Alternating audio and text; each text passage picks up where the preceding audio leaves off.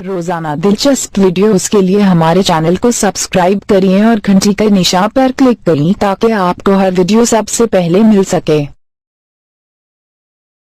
वो सवाल मैंने और करना रिजवी साहब, ये तमाम लोगों ने मुझे मना किया आपसे सवाल ना करूं, कि मुझे ये कहा गया कि सवाल ना पूछें आप, कंट्रोवर्शियल सवाल ना पूछें आप। मेरा मकसद सिर्फ ये था कि ये चीजें कौम के सामने आनी चाहिए। अब एंकर्स भी पता नहीं क्यों इस बारे में यही कहते हैं कि जी नहीं पूछना चाहिए ये सवाल। मैं फिर भी आपसे तमाम सवाल आयशा गुला मदरसे का खादिम हूँ और लाखों रुपए अपनी जेब से भी वहां लगाता हूँ। अच्छा बिल्कुल ठीक है। अच्छा आयशा गुला लई साहिबा जो है, आयशा गुला लई साहिबा आपके मुकाबले पे आ गई, कहती हैं गुलेले लेके आ जाएं, डंडे सोटे लेकर आ जाएं, जो पाकिस्तान की रिट को चैलेंज करेगा मैं खड़ी होंगी, मैं आपकी बहन हूं, मेरे साथ आके आप जो है वो मेरा साथ दें। इस हवाले से क्या कहेंगे? क्या आयशा गुला लई जो मुनहरिफ रुकन कौमी असम्बली है पाकिस्तान तहरीक-ए-इंसाफ से जिनका ताल्लुक था, आयशा गुला लई, वो काफी बोली है इस धरने पर। उन्होंने कहा है कि मेरा साथ दें, गुलेले लेकर आ जाएं आप, डंडे छोटे लेकर आ जाएं आप, मैं आपकी बहन हूं, मैं देखती हूं कैसे नहीं उठवाते, ये धरना कैसे नहीं उठता। वो मैं खातून जो है ना उसके बारे में कोई बात नहीं करना चाहता, इसलिए कि फख्ता मक्का वाले दिन जब हजरत साद बिन उबादा ने कहा था ना कि आज मक्के में हम खून बहा देंगे, तो मक्के वालों ने अपना इस्तिगासा लिखकर एक खातून को दिया था कि हुजूर की तशरीफ ला रहे हैं सवारी पर, तो आप सवारी के सामने जाएं। तो नबी अलैहिस्सलाम ने एक काफिरा खातून का इस्तिगासा भी सुना था, तो हुजूर ने अपनी सवारी नहीं चलाई थी, बल्कि उसकी बात सुनकर नबी अलैहिस्सलाम ने सहाबा को फरमाया था कि साद बिन उबादा से कहें कि वो झंडा वापस कर दें।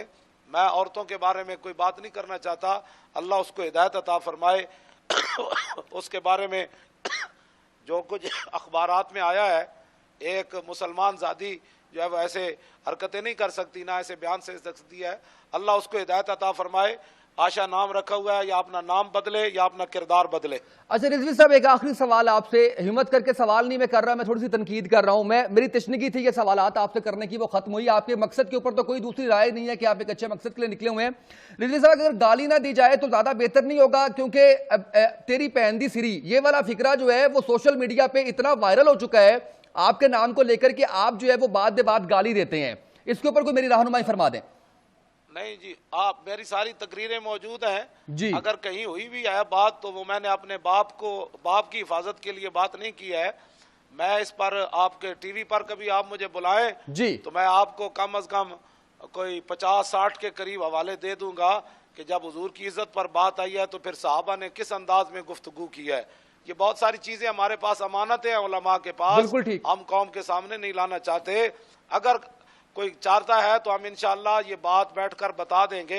अब बताएं तुल्लम बाद अजाले का जनीम का क्या माना है कि हुजूर के बारे में एक बंदा बात करता है तो अल्लाह ताला खालिक मालिक होकर फरमा रहा है, हालांकि वो क़यामत वाले दिन भी हरामियों के पोल नहीं खोलेगा कि जिनके बाप जो है वो हकीकी है उनको तो बाप के नाम से पुकारा जाएगा, और जिनके बाप के बारे में शक है उनकी माँ के नाम से पुकारा जाएगा, ताकि ये शख्स क़यामत सरे मैदान नंगा ना हो। तो अल्लाह तो बड़ा सत्तार है।